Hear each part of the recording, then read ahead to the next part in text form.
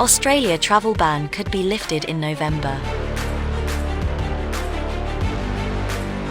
Reliable sources indicate that Australia's travel restriction might be lifted as early as November. The statement comes on the heels of Qantas' recent announcement that it will restart certain overseas flights in December. Australia's borders will be closed to both incoming and outgoing travel in March 2020.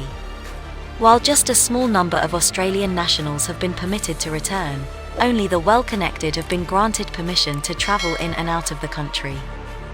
After nearly 18 months, the double standards and use of poor rules and regulations to handle COVID-19 are wearing thin for many Australians, particularly those with a family, jobs, and other obligations overseas.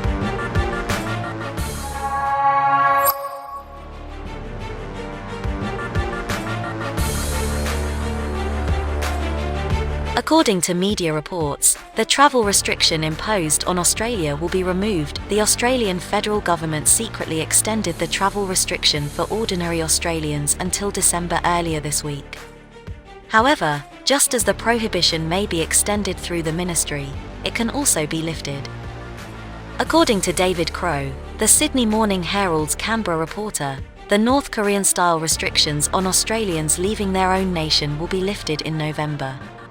The federal government of Australia, located in Canberra, is anticipated to make a statement within the next several days.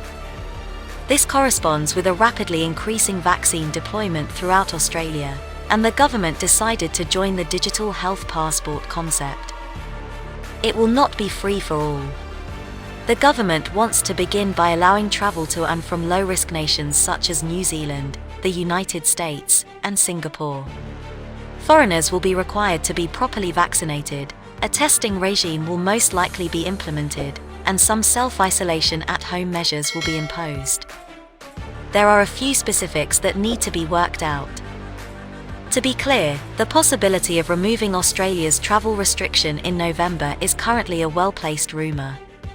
However, a federal election is scheduled for 2022, and the administration is well aware that lockdowns, internal border closures, international border closures, and other restrictions irritate many people.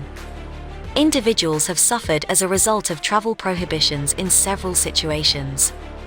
An administration that wants to be re-elected understands the importance of performing well. While the message is now aimed at Australians who wish to leave the nation, there seems to be an assumption that entry restrictions would be relaxed.